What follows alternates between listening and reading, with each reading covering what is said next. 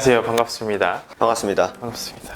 한 주를 시작하는 월요일입니다, 정 대표님. 비가 많이 내리네요. 네, 시장도 내리고 비도 내리고 그래도 해야 될 건 해야 되는 거니까 5월 3주차 첫 번째 좀 재료 브리핑 한번 해드리면서 이번 주 그리고 다음 주까지 포함을 해서 우리가 어떤 이슈나 재료와 모멘텀에 좀 집중을 해봐야 되는지에 대해서 한번 좀 논해보도록 하겠습니다.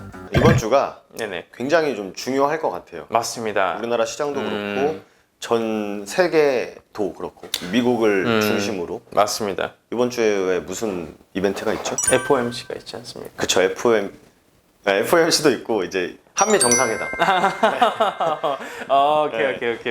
네. FOMC도 물론 중요하죠. 엄청 네. 중요한데 일단 모멘텀적인 측면에서 보면은 이 21일 날 한미 정상회담이 진행이 되는데 맞습니다. 여기서 지금 거론되고 있는 이슈들이 굉장히 좀 굵직굵직한 이슈들이 많죠. 맞습니다. 실제로 우리나라 시장에서도 시가총액 상위에 있는 그런 기업들에 연관된 일들이 많다 보니까 지수 등락폭을 크게 줄 수 있죠. 그렇죠. 그래서 지금 시장도 약간은 좀 눈치 보기가 좀 이어지고 있는 것 같아요. 그래서 가장 크게 어떤 게 있는지 한 대표님께서 설명을 한번 해주시겠습니다. 뭐 일단 많은 대다수 분들이 잘 아시겠지만 이번 정상회담에서 제일 주목받고 있는 키워드는 백신. 백신의 기술 이전을 받아서 한국 내에서 위탁 생산을 하는 키워드가 좀 자리 잡혀지고 있는데 이게 뭐 DS 공정, DP 공정해서 좀 세부적으로 나눠줘요. 근데 거기까지 우리가 좀 논해보기에는 너무 조금 딥한 것 같고요.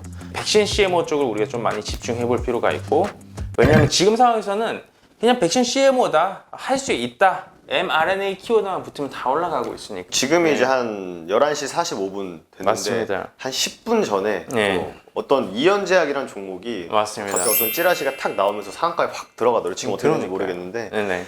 그만큼 시장에서 지금 백신 관련해서 한 대표님께서 말씀하신 대로 mRNA만 붙었다 하면은 움직이는 시장이다 보니까 좀 조심할 필요도 있고. 그러면 조 대표님이 지금 그럼 현 시장에서 테마가 아니라 실수혜를 받을 수 있을 만한 기업은 어떤 기업분들이 있을까요?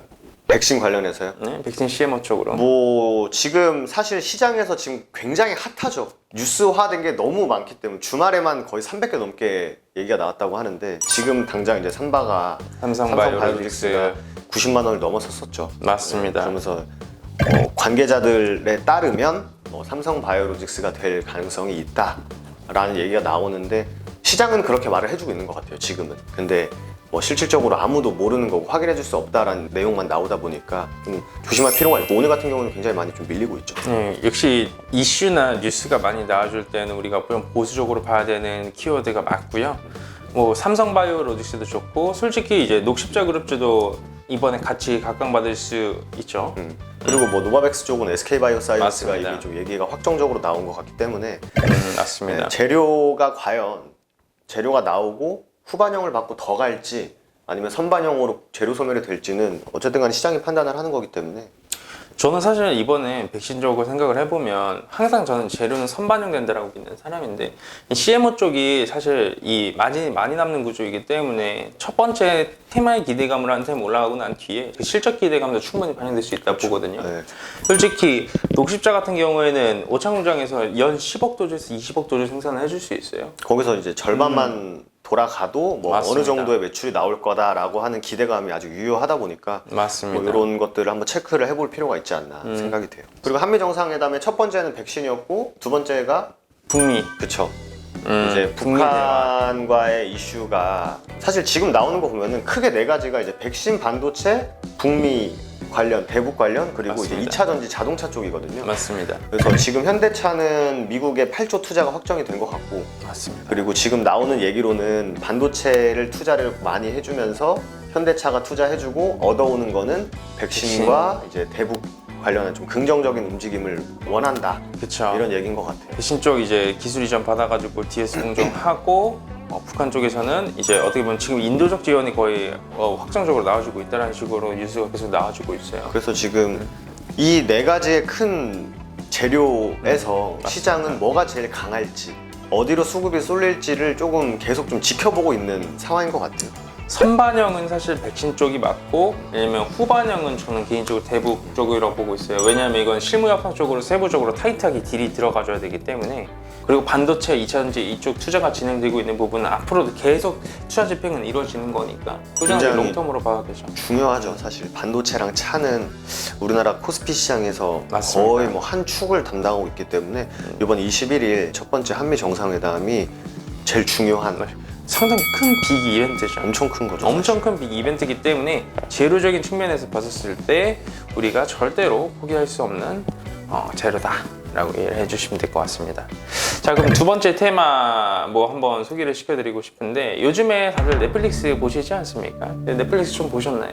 저는 정기 결제가 어제도 나갔더라고요. 예. 대표님 요거 사신 다음에 바로 첫 번째로 하신 게 넷플릭스 바로 정기 넷플릭스죠. 정기 결제잖아요. 근데 넷플릭스도 좀 이제 지겹지 않으십니까? 저는 사실 넷플릭스를 결정적으로 하게 된 계기가 그 승리호 있잖아요. 네네. 그 송중기 아저씨 나온 그거 보다가 이제는 뭐 잘 안 보게 되는. 근데 약간 그 넷플릭스의 그 전략이죠. 맞습니다. 자동 결제를 끊어놓게 하고 사람들이 이걸 귀찮아서 해지를 안 하는 그런 락인 효과라고 하는데 쉽게 못 빠져나가게 하는, 알면서도 당하는. 락인 효과 맞나요?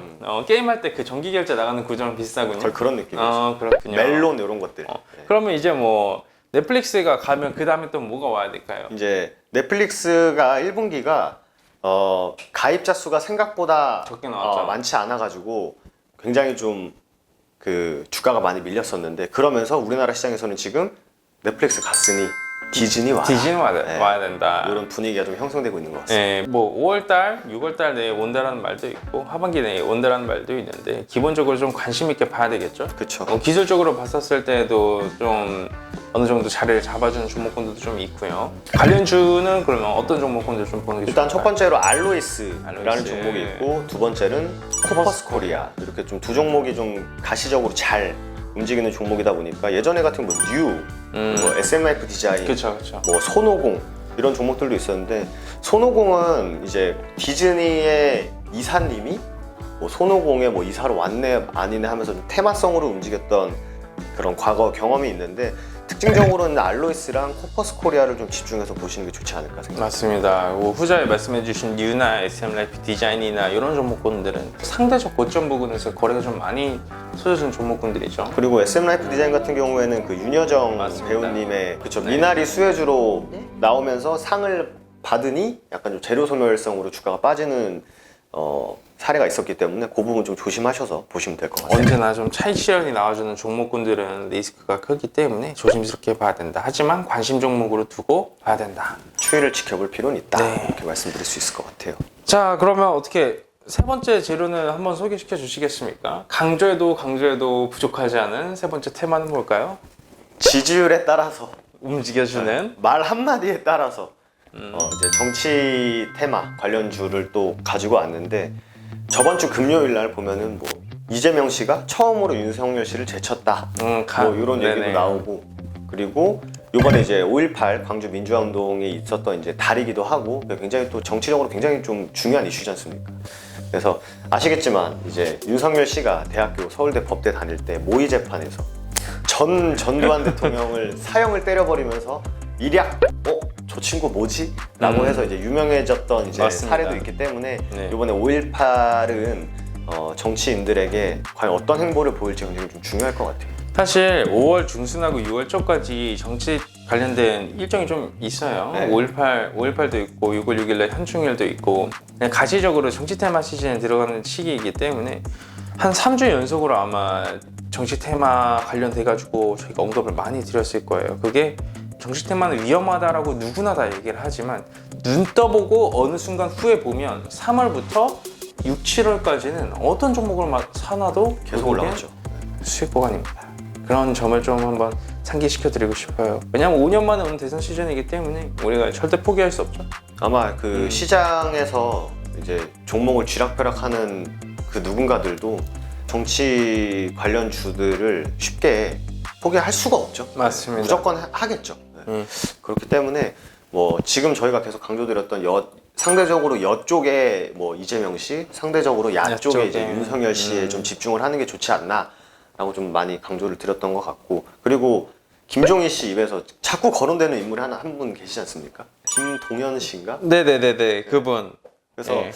윤석열 씨가 아니면 플랜 B로 김동연 씨 얘기가 나오면서 이제 관련주는 PN풍년이라는 종목이 또 강하늘을 시장에서 보이고 있죠. 수혜를 좀 받고 있는 것 같아요. 근데 저희가 계속 강조드리는 대장급의 인물, 대장급의 종목들이 더 탄력이 있고 빠질 때 덜 빠지고 올라갈 때 더 올라가는 그런 특징을 보이다 보니까 좀 이재명 씨, 윤석열 씨에 좀 집중을 하는 게 훨씬 더 좋을 것 같다. 맞습니다. 그리고 최근에 좀 무너지는 시장에서도 추세를 잃지 않고 움직여주고 있는 사실 테마군들이, 정치 테마군들이죠. 그만큼 어떻게 보면 시장에서 수급이 활발하게 한번 들어와준 테마이다 보니까 쉽게 죽을 수가 없습니다. 그렇죠. 예. 이번에 뭐 또 호남 쪽으로 많은 정치인들이 간다고 하니까 또 거기서 어떤 얘기를 하는지 어디에 들리는지 맞습니다. 이런 걸 좀 집중해서 보면 좋을 것 같습니다. 음, 마지막으로 네 번째 모멘텀 어떤 게 있죠?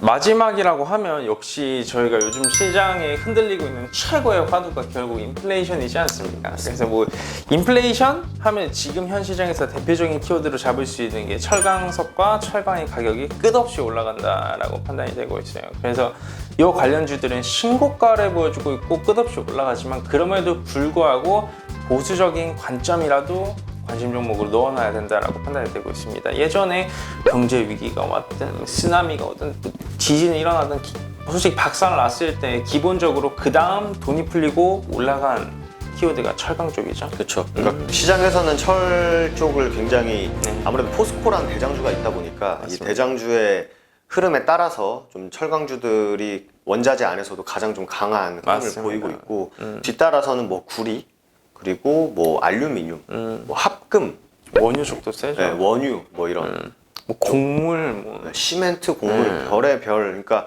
돈으로 살 수 있는 어떤 것들은 거의 다 좀 올라가고 있는 그런 상황이다 보니까 어쨌든 시장 안에서만 보면은 철강주가 원자재 안에서는 가장 강하다 이렇게 보면 될 것 같습니다. 사실 이런 철강 쪽 이게 어떻게 보면 경기 회복에 대한 수요의 그 근본적인 지표니까 그쵸. 이게 우리가 모니터링 해놔가지고 앞으로 시장 추이가 어떻게 흘러가는지 계속해서 봐야 된다라고 보여지고 있습니다. 뭐 대표적인 종목으로 보자면 뭐 포스코, 그쵸. 뭐 세아베스틸, 동국제강, 뭐 화인베스틸 이런 종목군들이 있죠. 그렇죠. 그래서 철강주들도 워낙 많고 또 네. 철강주 올라가면서 또 가스관, 밸브 쪽 맞습니다. 이쪽도 또 철관으로 이렇게 또 이제 엮여가지고 또 움직이는 게 있다 보니까 관련주는 굉장히 많고 그 안에서도 뭐 포스코가 일단 가장 무겁지만 포스코의 좀 방향에 따라서 중소형주들도 어느 정도 좀 방향성을 잡아가는 좀 특징을 보이다 보니까 어쨌든 간에 대장주는 꼭 놓치면 안 되고 10년 만에 오는 어떻게 보면 대세 섹터의 사이클이기 그렇죠. 때문에 조선도 거의 네. 10년 만에 지금 움직이는 거고 철강도 그렇고 맞습니다. 그래서 뭐 경기 회복의 신호탄이라고 볼 수도 있겠죠. 맞습니다. 네, 경기 회복의 신호탄이라고 볼 수 있기 때문에 굉장히 좀 관심을 두고 무조건 봐야 되는 섹터다.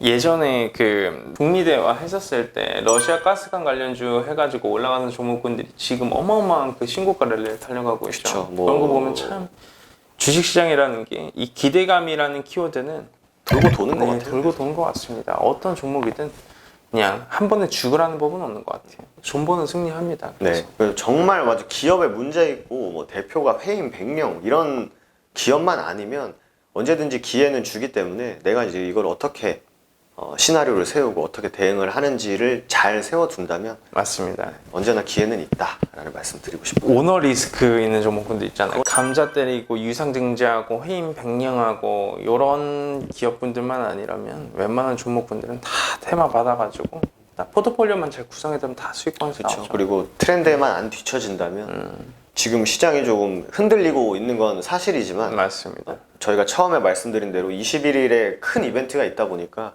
시장 자금이 어디로 가야 될지 아직 서로 이제 맞습니다. 서로 눈치만 이렇게 살살 보고 있는 것 같아요. 맞습니다. 그래서 이번 주는 포지션을 조금은 보수적으로 잡는 게 맞는 것 같고 이제 21일이 또 공교롭게 또 금요일이에요. 금요일 날 뭐 시장 변동성 보이고 토일에 많은 얘기들이 나오겠죠. 그럼 이제 월요일부터 또 시장 방향성이 잡힐 가능성이 높다 보니까 아, 월요일 날 재밌겠네요. 네. 진짜 그래서 여기서 재밌겠네요. 소외가 되는 사람들은 진짜 소외가 될 것이고 여기서 완전히 시장의 그 소용돌이 한가운데 거기서 내 종목을 갖고 있다라고 하면은 또 긍정적인 또 연출이 될 것 같아요. 어떤 종목군들은 재료 수면 리스크도 진짜 조심해야 되죠. 언제나 이 재료라는 키워드는 진짜 강한 종목군들과 실제 수혜를 받는 기업군들 제외하고는 테마 기대감이 빠져버리면 재료 수면을 죽기 때문에 조심해야 됩니다. 맞습니다. 뭐 오늘 대략적으로 재료 브리핑 이 정도 한 것 같은데 이 정도면 뭐 사실 일주일에서 2주일 치고는 너무 많죠? 그쵸? 아마 네네. 저희가 설명드린 그 재료들의 관심 종목을 정리해 두시면 100개는 좋게 넘을 것 같아요. 네. 100개는 근데 넘고 그만큼 이게 공부의 차원에서 너무나도 매력이 있잖아요. 노력하지 않는 사람한테는 달라지는 건 하나도 없으니까 뭐 매주 올려드리는 이런 재료 브리핑이 가치를 알아보는 사람은 가치를 알아볼 것이고 도움이 굉장히 많이 될 거예요, 실제로. 맞습니다. 그래서 오늘도 4개의 총 큰 모멘텀을 말씀드렸는데 한미, 정상회담, 그리고 맞습니다. 디즈니, 그리고 맞습니다. 정치 테마, 원자재 이렇게 좀 정리를 해드렸습니다. 이번 주도 좋은 결과를 내시면서 성공 투자를 이어가시면 좋겠습니다. 감사합니다. 감사합니다.